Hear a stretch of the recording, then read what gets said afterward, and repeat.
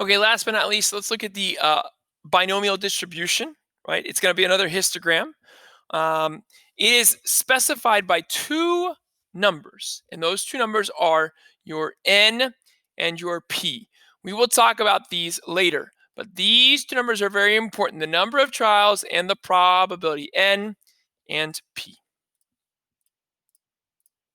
Okay, so example 3, getting ahead with a fair coin. Imagine you toss a fair coin 10 times. Let y equal the number of heads you get. Make a histogram of the probability distribution of y. Describe its shape. So we are tossing a coin 10 times. There is your n value, 10, right? 10 coins. And we want to measure the number of heads you get. So our probability has to be the probability of getting ahead. Well, the probability of getting ahead is 0.5, right? That's our success rate. So these two numbers we're going to enter into the probability stats applet. So we're going to go there now, and we're going to remember our n and our p value. Okay, so let's open up our stats applet. Probability. Now, again, you got to make the correct choice, right? We are binomial distribution. Notice it asks for your n and your p. Plot the distribution. There we go. And we're done. Okay. I'm a little disappointed it doesn't ask you for an x-axis label. All right. So I can't fault you for that. Okay. So you just need to grab this picture,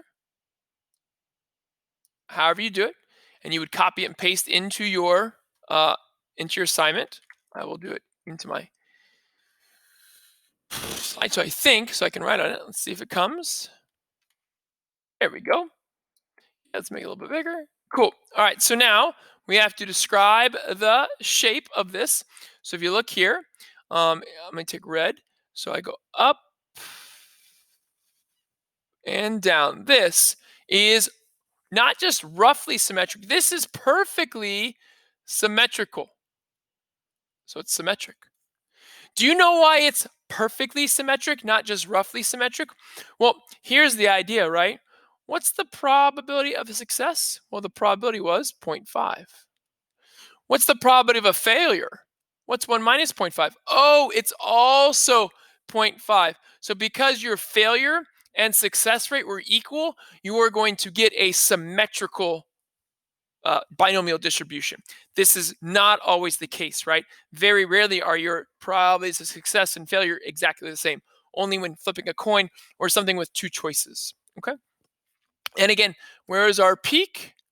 Our peak is at the 5 bar. And think about that, right?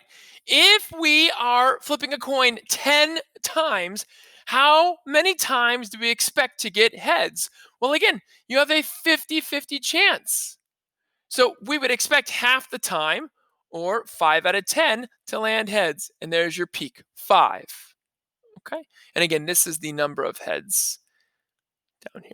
Again, you don't have to include that because they don't ask you for in the stats applet, but that's what it is. Okay? All right, cool beans. All right, hopefully you do well with this homework. See you next time. Sorry for the yawns. Whoa.